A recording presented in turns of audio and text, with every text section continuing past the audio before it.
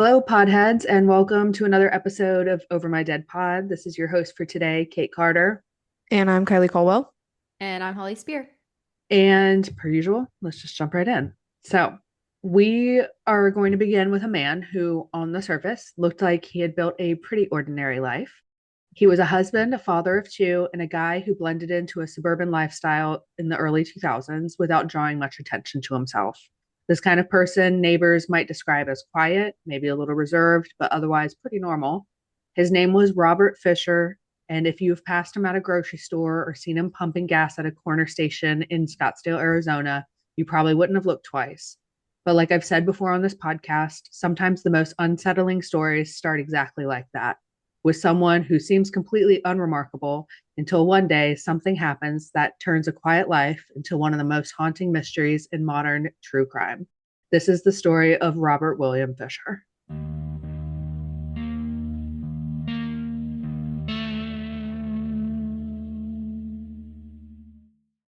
I know this one, and he keeps me up at night. Let's get into it. So, there are some true crime cases where the mystery is about who committed the crime. There are cases where we know exactly who did it, and the mystery becomes something even stranger, like what happened afterwards. So today's story falls into that second category because this is the story of a man who committed one of the most brutal family annihilations in history, but destroyed the crime scene in a massive explosion and then somehow managed to disappear for completely more than 20 plus years. And investigators still don't know if he's dead, alive, hiding in the wilderness, or living quietly under another name somewhere else in the world. So the man at the center of this case is Robert William Fisher. And if you follow true crime, even just slightly, there's a good chance you've actually seen his face before. Because for years, Robert's photo sat on the FBI's 10 most wanted fugitives list. That was printed in posters in the post office, airports across the country. But before any of that, before the nationwide manhunt, before the explosion that leveled his home, before the horrifying discovery that would shock an entire community, Robert Fisher looked like the kind of man you would never suspect of anything like this. He was a Navy veteran. He was a church going father, the kind of guy who went camping with his kids and attended Bible study with his wife. From the outside, the Fisher family appeared to be living a very typical suburban life in Scottsdale, Arizona. But as we know all too well on this podcast, sometimes the most terrifying stories are the ones that hide the most normal looking people. So, Robert Fisher, he was born on April 13th, 1961, in Brooklyn, New York. His early childhood was okay, but unfortunately, it was shaped by something that people take it one way or another. So when he was 15 years old, his parents divorced. And for him, that was huge.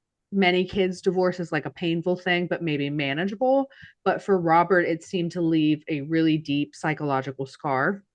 Friends and family members would later recall that Robert talked quite often about the divorce and he saw it as almost a family failure. He had this belief that ended up becoming a core part of like the way he viewed the world, which I mean, it later played a distinct role in how he justified his own actions. So after Robert's parents were separated, he lived primarily with his mom. People who knew Robert during his teenage years described him as somewhat quiet and emotionally withdrawn. He wasn't really a troublemaker, but there was always some type of like underlying intensity to him that people like remembered him for later on. So pretty much Robert had a temper that could flare up quickly. And when it did, it came out in like these bursts, like explosive bursts. Teachers noticed it, classmates noticed it, but by the time it was mostly just like brushed off as a kid who had trouble controlling his emotions or was like kind of blamed on like, oh, he's a teenager and his parents just divorced. Like this is the reason why he's having these outbursts. In reality, what people were seeing were these early glimpses of like anger and control issues that ended up following Robert into adulthood. So, like many of the young men searching for structure and direction in the 1970s, Robert eventually turned to the military. In 1979, when he was just 18 years old, Robert enlisted in the US Navy. And for a while, the military actually seemed to suit him. He really liked the hierarchy, like the rigid hierarchy. There were clear expectations for himself. and a disciplined lifestyle. So it gave him like this whole sense of being, which he didn't really have growing up. During his time in the Navy, he was a fire control technician, which meant he worked with very sophisticated weapon systems, and targeting equipment. And he was aboard naval ships pretty much the whole entire time. It was a very technical job and detail oriented. And so Robert ended up doing really well. Like that was his jam. He ended up serving for a few years before he eventually left the Navy in the mid 1980s and transitioned back into civilian life. After his military service ended, Robert moved to Arizona. Arizona is where he would meet the woman who would later become his wife, mother of his children, and unfortunately, one of the victims in the story as well. Her name was Mary Jean Cooper. Mary Jean Cooper was born on October 3rd, 1962, in Chicago, Illinois. People who knew her often described her as this warm, compassionate, easy to be around person. She was a respiratory therapist, so a job that required both technical skills and empathy for her patients. She was known to be someone who just naturally took care of people. Mary Jean was someone who smiled easily. She made other people feel comfortable. She was a very gentle person, and she definitely balanced out Robert's more intense demeanor. So Mary and Robert met late 1980s, and although we don't really know the details on how they met or how the relationship started, what we do know is that it progressed pretty quickly. From the outside, they seemed like a stable couple, like building their future together like everybody else. But even in those early first few years, there were hints that Robert's personality could become controlling and unpredictable, especially when it came to Mary. People who knew the couple would later say that Robert sometimes displayed jealousy, even publicly. At the time, those behaviors were kind of dismissed as like, oh, a typical relationship. Like he really just loved Mary. But on our end, we kind of know that those are red flags. Mary, by most accounts, appeared to be deeply committed to the relationship, though, and she like wanted to make the marriage work. So she was like fully into Robert and his possessiveness, I guess you could say. So in 1987, Robert Fisher and Mary Cooper got married. And over the next few years, the pair began building the kind of life that many people pictured when they think about like the American dream, the suburban dream, whatever. The couple eventually had two kids together, a daughter named Brittney and a son named Bobby. The family eventually settled into a home in Scottsdale, Arizona, which was a community known for its quiet neighborhoods, good schools, pretty family friendly atmosphere. To neighbors, the Fishers appeared to be a fairly typical middle class family. Robert worked a series of jobs over the years and eventually ended up following like a similar path as Mary did. He was working in respiratory therapy as well. So they attended church together, they were active in their religious community. And then on the weekends, they Fishers often like went camping, they did outdoor activities, family outings with the kids, like normal shit. To anyone looking in from the outside, it appeared that the Fishers were living a pretty ordinary life. But beneath that surface, the church services, the camping trips, suburban routines, there were definitely cracks forming inside the marriage. Robert's temper, his controlling tendencies, and those strong, like, beliefs about family and how they should work and divorce were quietly building pressure inside the household. Over time, those pressures began to tear apart Robert and Mary, and no one around them could have really imagined what was going on. So, as we'll see when the story unfolds, the life Robert Fisher had built in Scottsdale, the wife, the children, the church, the devoted family man, wasn't really as stable as it looked. In fact, the months leading up to the tragedy made national headlines. The Fisher family was quietly unraveling. The deeper you looked into the Fisher family, the more complicated it became. Robert Fisher, as we've said before, had very strong beliefs about how his family should function, and that's because of how he was raised. He believed a family, and especially a husband, should be like the authority in a household, and that any wives would be like obedient and supportive of them and do the chores inside the house while the man did the chores outside the house. Most importantly, as we know, he believed that divorce was a disgrace that destroyed families and traumatized children. That belief, which had been ingrained into his mind when his own parents divorced, had grown into something that he was almost obsessive about by the time he reached adulthood. He like would do anything to not hit a divorce period with his wife. And while those beliefs might sound very traditional or conservative on the surface, in practice, they were often manifested in ways that made life for carefree, happy Mary difficult. You know, over time, family and friends began to notice that Robert was very controlling. He was emotionally distant, not only to Mary, but to his kids, and that he often would have like sudden bursts of anger. He would shout, he would throw things, he'd slam things, and he would try to intimidate the people around him. There were also reports from people who knew the family that Robert had been physically abusive to Mary on more than one occasion, though many situations involving the domestic violence, as we know, pretty much remained behind closed doors and out of the public's view. Like the only people who came forward later on and said Robert had been physically abusive were some of Mary's friends. Mary, on the other hand, seemed to be someone who constantly tried to keep the family together. She worked hard, she cared deeply for her children, would do anything for them, and wanted to like maintain a stable home life for them. Friends described her as patient and kind, and someone who would rather absorb all the home stress than confront it head on. But over the years, the strain of the marriage became harder to hide. Robert's controlling nature and temper created this environment where Mary often found herself walking on eggshells. And so that's when she started like talking to her friend, like her close friends, about what was going on and how Robert was acting towards her. Another aspect of Robert's personality that people began to notice was his shift of like two different versions or personalities around neighbors and coworkers and church members and people like that. He was like this polite, family friendly man, someone who enjoyed going outside, hunting and camping, talked about his children often. But then inside his home and his very close family and friends, his mood would change quickly. He like needed to be in control of all conversations, and he would get up and walk away if he didn't agree with someone like in what they were talking about. By the late 1990s and early 2000s, the marriage between Robert and Mary were showing signs of falling apart.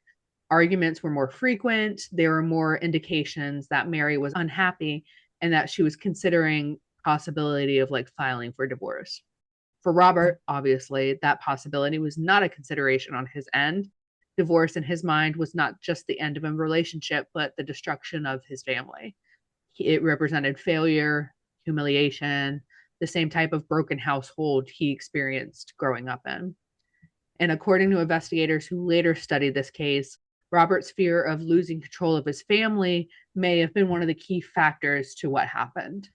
Like every family annihilation, they're like, okay, physical abuse and threat of divorce. Definitely. I think like the whole divorce thing, or like divorce or jealousy in some type of manner, it's like, let's just kill everybody. It's the best way to do it. Hmm. Another thing that began to surface during this time was Robert's withdrawal from his family and like his day-to-day life. Friends reported that he became more distant, irritable, and prone to angry outbursts. At times, he would disappear for hours, spending alone time or going out into the wilderness by himself, which, by the way, was something he had always enjoyed doing, but he seemed to be doing it more frequently. So, like, Robert was this really avid outdoorsman. He loved to camp, he hunted, he loved to explore remote areas of Arizona, and he particularly liked to go and wander around the rugged terrain in the Tonto National Forest. So, like, he was like an outdoorsy dude for sure. Those wilderness skills would later become very important when investigators began trying to determine where Robert might have gone after the events took place. But at the time, no one really suspected that his love for the deserts and the mountains might one day help him escape. By early 2001, tensions inside the Fisher household had reached a breaking point. Mary had reportedly confided in her friends that she was unhappy and struggling with the marriage. There were also rumors that she had been considering divorce. For Robert, that represented everything he feared most. He didn't want a broken home, and he was going to lose that carefully controlled family image he had spent years trying to like maintain. What makes this case especially horrible too is that in the days leading up to the murders, There were subtle hints that something was wrong. People who interacted with Robert during that time later recalled that he seemed unusually quiet and withdrawn. He attended church with the family just a few days before the crime, and to those around him, nothing seemed out of place except that he just wouldn't talk to anybody. So there were no like huge warning signs, but there were little hints here and there that people obviously later back would look at. Behind closed doors, whatever conflict was growing inside the Fisher household eventually reached its final and most violent conclusion, because on the night of April 9th, 2001, something happened inside that Scottsdale home that soon shocked the entire country. And by the time investigators finally stepped inside the ruins of the Fisher house, they would discover a crime scene so disturbing and so deliberate that it would raise one haunting question that still remains unanswered. Did Robert Fisher plan his escape long, long before anyone realized what he was really capable of? By the time of April in 2001 rolled around, something inside the Fisher household had clearly shifted. From the outside, nothing looked too different. The family still attended church, the kids went to school, Scottsdale neighborhood was normal, but inside, Mary and Robert were pretty much divorcing. Their marriage was strained and arguments were happening every single day. The night of April 9th, 2001 started like any other evening in the Fisher home. The family had dinner together, and according to investigators who later pieced together the timeline, nothing actually physically happened that evening. But at some point during the night, Mary and the two kids went to bed. At this time, Brittney was 12 years old, Bobby was 10. It should have been a normal school night, like kids go to sleep after doing homework. The next day routine was about to happen, but sometime after midnight inside the house, Robert Fisher began carrying out a plan that he had been thinking about for quite some time. At some point during the early mornings of April 10th, Robert entered his bedroom where Mary was sleeping. Investigators later determined that Mary was shot in the back of the head while she was lying in bed. But the gunshot alone wasn't fatal, and it wasn't the end of the violence inflicted on her, because after shooting her, Robert then reportedly slashed her throat. It was an act very excessive and disturbing, and investigators indicated that that meant he had intense rage against her. Unfortunately, though, the violence didn't stop there. Robert then moved throughout the house to where his two kids were sleeping, Brittney and Bobby. They were both killed inside the home, and investigators had determined that they had been shot and stabbed in close range. The details surrounding their deaths were especially heartbreaking because the evidence kind of suggested that the kids had been awake during a part of the attack. These crimes weren't committed in a sudden panic or confusion. Like I said before, the killings pretty much appeared to be controlled and deliberate. And by the time the violence was over, Robert Fisher had murdered his entire family. But instead of fleeing immediately, Robert actually stayed inside the home long enough to stage what appeared to be an elaborate attempt to destroy the evidence. Investigators later discovered that the natural gas line inside the house had been tampered with. So Robert had opened up a gas line and he left it running, which allowed the house to slowly fill up with flammable gas. He then set a timed ignition source that would eventually trigger an explosion hours later. He definitely had like a methodical plan. And by the time the explosion occurred, Robert would already be very far gone. And the fire would hopefully destroy everything left behind. So around 8:40 a.m. on April 10th, neighbors in that quiet Scottsdale neighborhood were suddenly woken by a massive explosion. The blast was so powerful that it blew out windows in the nearby houses and sent a giant fireball erupting from the Fisher home. Flames quickly consumed the structure and smoke poured throughout the whole neighborhood. At first, people assumed it was like some kind of accidental gas explosion, and firefighters that rushed to the scene began battling the blaze, but the fire had pretty much engulfed much of the house because the house was filled with gas. So like I can't even imagine. It's pretty much just one big explosion. And because of that, the intense heat made it pretty difficult, for emergency crews to get inside the interior to see if anyone was there. They were trying to determine whether anyone had been inside the home when the explosion occurred. What they eventually discovered were the burned remains of the house would obviously be the Fisher family. So, inside the rubble, authorities located the bodies of Mary Cooper Fisher, Brittney Fisher, and Bobby Fisher. All three had died before the explosion occurred. Fire had caused significant damage to the scene, but the investigators were still able to determine that the victims had been murdered prior to the blast. It almost immediately was noted, though, that one person was missing: Robert William Fisher. His truck was gone, his dog was gone, he had vanished. So at first, investigators considered the possibility that Robert might have been another victim. Maybe he had been trapped somewhere in the house and they couldn't find his body, or he had been killed during the explosion trying to get away. But as detectives began piecing together that timeline, the possibility pretty much disappeared. Robert Fisher had murdered his family, blown up the house, and escaped. Within hours, law enforcement began launching what would soon become one of the largest manhunts in Arizona. Helicopters began searching the desert. Police began interviewing neighbors. There were roadblocks that were put up, but as we know, Robert Fisher had already had a few hours of a head start. And the more investigators learned about his survival skills, like his love for the remote wilderness areas and the careful planning that he had done for the explosion, the more they realized that they were pretty much looking for a man who had prepared to disappear. The remains of the Fisher family were transported to the Maricopa County Medical Examiner's office for autopsies, or unfortunately what was left of them. And that's when the truth started to come out. During Mary Jean Fisher's autopsy, the medical examiner made the discovery that ruled out she had died in the fire. She had been shot in the back of the head at close range. The bullet wound was still visible despite the rest of the fire damage, and the trajectory of the bullet made it pretty clear that she had been facing away from the shooter when the gun was fired. So it just kind of assumes that maybe she was laying on her stomach or on her side when Robert shot her.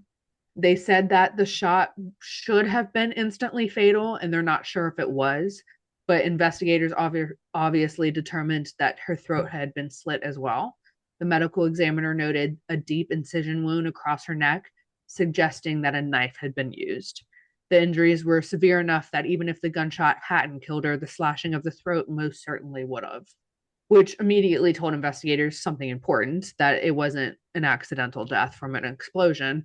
She had been murdered before the fire had ever started. So after Mary Jean Fisher's autopsy, the children's autopsies came next. And that's when they found, almost a more heartbreaking, conclusion that Brittney and Bobby had also died before the fire. Their airways showed no signs of soot inhalation, which is something that forensic pathologists look for when trying to determine if someone died in a fire. If a person is breathing in when a fire starts, the soot and smoke particles end up deep in the lungs, and that's how you can tell whether or not they suffocated. But in Brittney and Bobby's cases, there were no soot in their lungs at all, which meant that they were already dead by the time the house had caught in flames. The autopsy revealed that both children had been shot, but ultimately had died from slashing wounds to the throat. So, kind of the same as their mom. Their throats had been cut so deeply that the medical examiner determined the injuries would have caused rapid blood loss and death within minutes. There weren't any defensive wounds noted that suggested a struggle, which led investigators to believe that the children had been asleep. But the way that the bodies were found in their bedrooms, the investigators believe that maybe the kids had woken up and moved out of their beds, which is really sad to think about, that they probably knew they were being killed by their own dad. So by the time investigators stepped back and looked at the autopsy findings, the timeline of what had happened inside the Fisher house began to take shape. Mary Jean had been shot in the head and her throat cut. The children had been murdered by having their throat slit, and all three of them were dead before the explosion occurred. Investigators would later determine that the explosion itself had likely been caused by a deliberate rigged gas line, like we know. The natural gas in the house had been allowed to build up until it reached an explosive concentration. At some point, then it was ignited, likely from something like an electrical spark or a timed pilot light. The resulting blast destroyed much of the evidence inside the home and started a massive fire that the neighbors woke up to that morning. To investigators, the message behind the explosion seemed pretty obvious. It was someone who had tried to burn the crime scene to the ground. When firefighters and investigators began piecing together what had happened inside the home, it didn't take long for the focus of the investigation to land on Robert Fisher. His wife and two kids were dead. The explosion had been intentional, and Robert was missing. Or setting up the explosion not to just like cover up the crime scene, but I'm sure he probably thought there would be like zero remains found and they would also assume he was dead in there. 1000%. I think when it comes to any type of home explosion, like this story or other ones that we've heard of, the reason you're catching the house on fire to begin with is so that it's assumed everyone is dead. Like I don't know how they caught it to the point, because like if that big of an explosion happened, the fact that the firefighters and police officers were able to get remains of the bodies to at a point where it was still, you could still see how they died, is like mind blowing to me. Yeah, I don't think he was expecting that. No. So within hours, the Scottsdale Police Department pretty quickly began treating Robert not as a missing person, but as a prime suspect in the murder of his entire family. News of the crime spread pretty quickly throughout the community. Neighbors who had been woken up by the explosion earlier that morning were now learning that the quiet family down the street that had been living in the middle of something much darker than anyone had realized.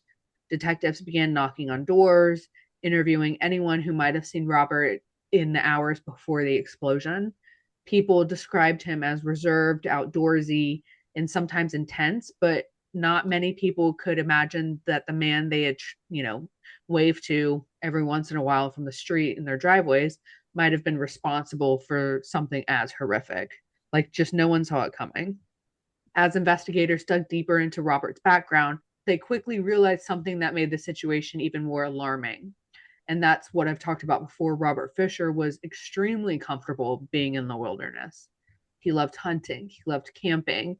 He spent long periods of time outside by himself, and he often traveled into remote parts of Arizona where survival skills were mandatory, a necessity. He knew how to live off the land, and he knew how to navigate through rough terrain. He knew the forests and the mountains outside of Phoenix better than most people. If he had planned this crime, and investigators increasingly believed he had, then disappearing into the wilderness would have been the next logical step for him. That theory gained serious attention just a day after the murders, when authorities discovered Robert's Toyota 4Runner abandoned in a remote area near Young, Arizona, which was about 100 miles northeast from Scottsdale. The vehicle had been left in a forested region on the edge of the Tonto National Forest, which I talked about earlier. Robert loved to go to. It was known for its rugged terrain, steep canyons, and miles of wilderness that could easily hide someone if they knew how to navigate it. Inside the vehicles, investigators made unsettling discoveries. The big one, which pisses me off, Robert's dog was in the car. Fortunately, though, he was alive, but clearly abandoned. Which, like, take the dog with you, dude. If you took him from like, if you didn't kill the dog in the explosion and then you just leave him in the car, take the dog with you. Maybe it's best the dog got adopted by somebody else. Well, he could have died. He could have died in the car, Kylie. True. But he didn't. Lucky dog. There were also personal items left inside the car, but Robert himself was nowhere in sight. Like I just said, the presence of the dog raised immediate questions. Robert loved that dog. It was his best friend. It went everywhere with him. So leaving it behind suggested that he had either fled in a hurry, or whatever plan he had that he had put into motion required him to travel somewhere that the dog probably wouldn't be able to survive. So from that moment forward, the search intensified drastically. Helicopters were deployed to scan the forest. Search teams moved through the harsh terrain on foot. The officers searched caves, abandoned structures, remote campsites. And like I said, the terrain in that part of Arizona was completely unforgiving. There were rocky cliffs, deep ravines, thick forests, and endless places for Robert to hide or become lost. One particular discovery during the search gave investigators a chilling sense of how close they might be to finding him when search teams located a cave system in the area that was not too far from Robert's forerunner. Some investigators believed Robert might have used these caves as like temporary shelter as he moved through the wilderness trying not to get caught. And so it was that idea that he could be hiding just a few hundred yards away from the search teams while they were there, created like this creepy, eerie atmosphere during those early days of the manhunt. But despite the massive effort, Robert Fisher was never found. And as the days passed, investigators began facing a question that would haunt the case for many years. Had Robert Fisher died in the wilderness, or had he somehow escaped entirely? The possibility that he had taken his own life somewhere in the forest couldn't be ruled out either. The wilderness around Young, Arizona is very dangerous, and so it wouldn't be impossible for someone to disappear there permanently. But there were also strong arguments against this theory because of Robert's survival skills. Like he was familiar with the region. And most importantly, the way that the crime had been carried out suggested he had planned all of this in advance, like really methodically. So if he had carefully staged that explosion to destroy the evidence and to give himself a head start, I don't really understand why he would walk into a forest and then kill himself. Or even like accidentally die, like I feel like that's just a lot of effort on his behalf for such a dumb outcome on his behalf. It's kind of like the Gabby Petito case. He killed her, and then he went off into the wilderness. Everybody's like, is he alive or did he kill himself or, die from the elements? He ended up obviously, committing suicide. But I don't know. It's like he's either a really good survivalist, I'm talking about our case right now, or he died out He there, done died. Because I mean, you get hungry enough, you'll come out. You know what I mean? Right. And if you look at this region where he supposedly went, all normal people would have died. Right. So, was his wilderness training and his love for being an outdoorsman like able to save him? Because I would have died. Yeah. I mean, I guess it's possible. Yeah. It happens. So, as weeks turned into months, the sightings of Robert Fisher began pouring in from across the country. Some people claimed that they saw him at gas stations. Others believed that they spotted him in remote campgrounds or in small towns. And honestly, investigators followed up on most of these tips, but none of them really led to a confirmed sighting. This case quickly grew into a national story. Robert Fisher's photograph appeared on television broadcasts, newspapers, wanted posters across the US. And in June of 2002, just 1 year after the murders, the FBI officially added him to the 10 most wanted fugitives list, which we know is pretty much a designation reserved for some of the most dangerous criminals in the country. So it was kind of like a hit or miss on why he was on that list. But for the next several years, his face ended up becoming one of the most recognizable in America. Even with this level of attention, unfortunately, the search produced no answers. Robert William Fisher had vanished. And the longer that he stayed gone, the more investigators began to realize something a little unsettling, that the man they were searching for might have planned his disappearance far more carefully than anyone had originally imagined. As the years passed and Robert Fisher remained missing, the investigation slowly shifted from an active manhunt into something more complicated. This was now a long term fugitive case that began filling with theories, sightings, and unanswered questions. Law enforcement agencies continued to follow up on leads, but the reality investigators faced was pretty simple. Without a confirmed sighting or physical evidence showing where he had gone, Robert Fisher could quite literally be anywhere. In the months and years after the murders, tips of possible sightings of Fisher began pouring in from all over the US and in other countries. Some people believed they saw him in mountain towns. Others claimed that he had been working in construction jobs under a different name. At one point, there were some reports that came in from Canada. Another lead suggested that he had fled to Mexico. And each of these tips triggered investigations. And in many cases, agents actually tracked down the person that reported, but it was only discovered that none of them led to Robert Fisher himself. Like, if you think about it, because we see this when someone becomes a nationally recognized face or fugitive, people start to see them everywhere, you know? But there were certain theories investigators took more seriously than others. And one of the most widely discussed possibilities was that Robert had successfully disappeared to Mexico shortly after the murders. Arizona sits pretty close to the border, and someone determined to vanish could potentially cross into another country, you know, in an easy way. I don't want to say that nowadays, but, 26 years ago. From there, it wouldn't be impossible for Robert to build a new identity, especially in the early 2000s. This was before digital record systems became interconnected, especially in the police force. Another theory suggested that Robert had traveled north instead of south, heading into Canada or even Alaska, and that those are places that someone with survival skills could potentially blend into a rural community, and there he could easily live off the grid. But perhaps one of the most chilling theories of all is the one that suggests he may have never left Arizona at all and that he's been in the wilderness the entire time. Because remember, his car was discovered near Young, Arizona, early in the search. That area sits on thousands of square miles of forest, caves, and cliffs. Investigators search extensively those areas during the early days of the manhunt, but honestly, in the terrain like that, you could easily hide. Some detectives believed Fisher may have died somewhere in that wilderness shortly after fleeing the crime scene, either by suicide or by accident. But if that's what happened, it's pretty possible that his remains were never discovered and probably won't ever be discovered. Robert Fisher wasn't just someone who liked camping, he was extremely comfortable in the outdoors and camping area and had spent so many years exploring the Arizona like surroundings.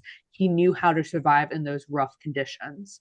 And because of that, some investigators still believe that it's entirely possible Robert has managed to stay hidden this entire time.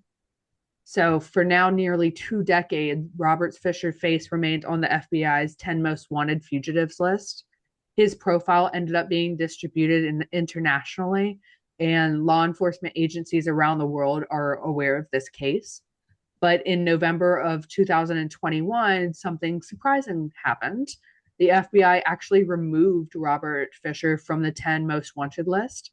And now, when people hear that his name was removed, unfortunately, it usually means he was found. But in our case, that's not what happened. The FBI ended up coming out and saying that Robert was removed simply because investigators needed to make room on the list for other fugitives who had more active leads attached to their cases. So Robert Fisher is still to this day, on March 12th, 2026, wanted for the murders of his wife and 2 children, and he has a warrant for his arrest, and it still remains active.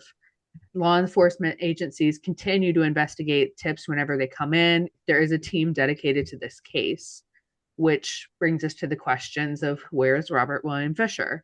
Did he die somewhere in Arizona, in the wilderness? Did he escape across a border and build a new life in Mexico or Canada or somewhere else? Is he blending in pretty much to a community where no one knows where he is? If he is still alive today, Robert Fisher would be in his early 60s. His appearance would have changed significantly. He somewhere out there may still be someone who recognizes his face, but until that day comes, the case of Robert William Fisher remains one of the most unsolved fugitive mysteries in our American crime history. And because sometimes the scariest part of a case isn't what happened, it's the possibility that someone got away with it. To all of our listeners, if you know any information about Robert's disappearance, you can always submit a tip by calling 1-800-225-5324 or submit information online at www.tips.fbi.gov. You can always contact your local FBI field office as well directly and submit tips anonymously online. And so, ladies, that is the case of Robert William Fisher. I have a very strong belief that he's out there just living under an alias.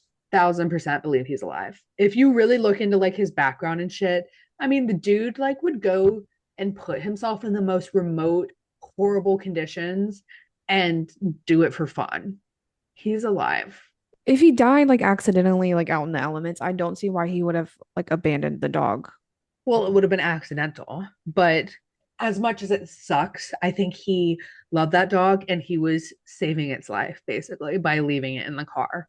Well, and think about how hard it would be to keep yourself alive and then to keep another living being alive too would be really hard. Well, and like let's also say like he ended up crossing a border and going into a different country or even into a different state. If he brought the dog with him, the dog could be more recognizable. Yeah, Like they're if like, they oh, we're put up, looking for a man and this yeah, dog. Yeah. like you can change your appearance, but to change a dog's appearance would be extremely difficult. Didn't have to do your family like that, Robert. Didn't Did have to you do it. did you say how old he would be? He would be in his mid 60s. Okay. And we'll put up, I'll send it to Kylie, but we'll put up pictures. The FBI has age progressed pictures of him of what he could potentially look now. And it's got him with hair, no hair, beards, no beards, stuff like that. I Mhm. assume just because of his military background, if he is alive, he's definitely out. He's not in Arizona. I highly doubt he's in the country, but his appearance has definitely changed. We'll find him, guys. We'll find him. All right, you guys want to jump into overtime?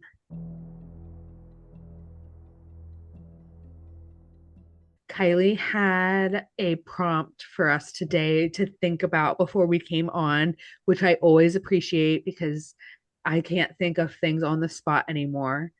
I asked the girls, who do you think needs their own reality TV show? Whether it's like a group, a career, or like a singular person. Okay, I'll answer first. Thanks for asking. So it's funny that you said this, Kylie, because while the Winter Olympics were happening, I had this exact thought. I think that when the Olympics happen, there needs to be a reality TV show shot inside the Olympic Village. It's a great one. Wouldn't that be phenomenal? Because Yes. I don't know if you guys follow the Olympics like we do in the Carter and Kellum household, but we go hard for the Olympics.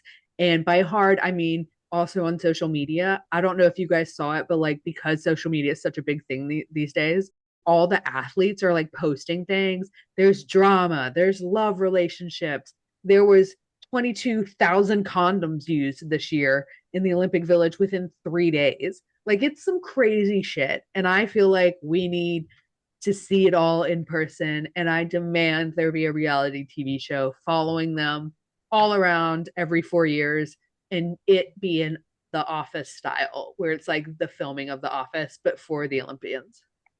See, I think it should be like Love Island style and it like airs every day. That would be good shit too. What about just live footage? Yeah, let's Big Brother the Olympic Village. Yeah. Oh my God. That'd be great. And then also follow around like some of the top few, like not athletic performers, but the top few like chosen people. Yeah, we can vote for our fan favorites. Yeah. Because I loved following some of the athletes online because they were just cracking me up. And they were posting daily about like shit. So First thing I thought of was Waffle House employees. Pick like three different Waffle Houses. In Florida. that's a good one, Kylie. That's a good one. Okay, Fayetteville, North Carolina, for sure. Atlanta, Georgia, Yep. Tallahassee, Florida. Yep. Done. Put 3. one in Little Rock. Come on. Is there a Waffle House in Little Is Rock? there Oh, yeah, I'm sure there is. We have two in Russellville. I feel do like fucking Russellville? We'll do a fourth for Okay, we'll do Russellville. Russellville. I want to see the fights. I want to see the training. I want to see them yelling at each other behind the Yeah. counter. I also want to see that in the office style view of I don't know why I'm into that right now, but I am. Yep. I would say like state politics. Ooh, that'd be juicy. You know, I call Kylie with work drama constantly. Oh, all the politicians talking behind each other's back, them getting drunk after work. All the things. It's so fun. Yeah, that would be fun too. None of them would get reelected next year. Yeah. Okay, maybe Yeah. we should cut that out. I feel like that would actually be a really bad idea. No one would sign up for it. No. Okay, yeah, we may have to cut that out. Another one that I thought of, it didn't the first thing that popped up were the Olympics because I was thinking about that, but another one that I thought of, I know they have had reality TV in the past, but it needs to be brought back in. Like we need to do a reboot is the Amish communities. I almost thought Mormons, but we got Mormons. They're a little crazy. They love their dirty sodas, but I want to see Amish and I want it back. What? Because there was a TV show, right? There are several. Do you want the Amish people in their Amish community, or do you want the ones like out on Rumspringa and they're like going to New York City for the first time? No, I want in the Amish communities, but I want the Mm-hmm. ends. Yeah. Yeah. Mm-hmm. HOA boards and people should have a reality TV show. Have you ever gotten on Facebook pages of like HOAs? Yes. This is what I live in. Speaking of 90-year-old white Floridians, the Oh, villages. Do you guys know about oh, the villages? yes. Like you guys have told me about that. Yeah. It's like this retirement community. It's fucking massive, and they're like all swingers. Yeah. Yes, you guys have told me that before. That Yeah. that needs to be a show. Yes. Someone I know was just saying that their parents moved to the villages. Good luck. Fun. Swingers, nudist colonies, stuff like that. I think I want wedding planners and coordinators because I feel like they see the most juicy stuff. Like Yeah. the back. I want to see the back end of all of it. Yeah, like each episode, I want like 3 different weddings. Yeah. I feel like there's a show like that somewhere, but what was that show with like the birthday of the girls or boys when they are like 16 or something, Sweet 16. That Yeah, was my super crazy. sweet 16. My super sweet 16. That was crazy shit. Yeah, that was great. That one. But I want to see like bridezillas and groomzillas and shit like that. Oh, that was a show, Bridezilla. I missed it. Oh, I Was used it? to watch that show for weddings where they like the brides all go to like each other's Yeah. weddings and judge them. I would judge the hell out of them. That was like a horrible show. It was so bad, That was but it's so so bad. good. I like shit like that. I have a hard time watching scripted shows. I need like funny, lighthearted criminal shit. I mean, guys, Secret Lives of Mormon Wives is back, and it's going to be very hard for me to sit down and edit this episode because I just want to watch it. I tried to watch Is it that their and I newest couldn't. season? Because I feel like I just watched their newest season. Yeah, season 4 just came out like yesterday. Oh, okay. So I was just because season 3 came out like 2 months ago. Yeah, they're whipping them out, and I They're really appreciate it. whipping them out. Guys, I have a hard time getting into reality TV. I only do reality or documentaries. See, I like a doc. When I'm watching TV, I'm putting something on that I can fall asleep to. I like reality TV because I can watch it and do other things and not like miss out on a lot of shit. Like Housewives is my shit. I live and breathe Bravo Housewives. You guys put it on Always like have. while you work? Yeah. Okay. Maybe I should start doing that. That I used to listen to podcasts, but now I actually want to pay attention to podcasts. So, Yeah. I watch the news. you know what other show is my jam? My mom and I watch it, and it happens to come up every single time I give birth, so it's like perfect timing. I'm really big into The Traders. I tried it and I couldn't get into it. I might have What to go is that? back. I don't want to say it's like Love Island because it's not at all, but there's multiple countries that do it, so you can watch it in different countries. But basically, it's a group of like 16 people that all go to a castle in Scotland. They all like murder each other. It's really hard to explain, but it's a fun show. It's a competition show, and you want to get to the very end, and they do games, and you're trying not to get murdered. Interesting. It's fun. Oh, It gets yeah. better, Kylie. They Okay. have celebrity traders. I might That's have to a do fun that. one where it's like celebrities go and do it. Yeah, I need someone to root for. That's what I Riley, I'm do. surprised you didn't say something to do with like your sports people, Well, they have like documentaries. girlfriends and stuff. Oh, they have that? Yes. What is it called? There's so many. Hard Knocks. Hard Knocks is a fantastic one. It follows a football team in preseason. We've got the cheerleaders have their own show. The wives have their own show. That needs to be rebooted. I would actually like to add that to the list. Each team's wives to have their own show. Yeah, that's kind of what I was thinking. That's a lot of shows, but I'll watch them all. I would watch them all. But they do have that. What's it called? Not WAGs. Yeah. Oh, I've seen that Ads. before. I've seen people say that before. Yeah. So Heard people say that. wives of athletic or no, wives of what is it? Wives and Girlfriends. Wives and girlfriends of professional athletes is basically what it I don't know where the rest of it comes in. But anywho. All right. Is that it for you guys? We want all the shows. Most importantly, we want our own reality show. And with that, thank you for tuning in to another episode of Over My Dead Pod. For more information about this case, you can check us out at overmydeadpod.com or on our social medias, Instagram, Facebook, Do we have a Twitter? Not sure. I'm not on it. We do have a Twitter. Kylie's shaking her head yes. So we will see you guys back next week with another episode. Bye. Bye. Bye.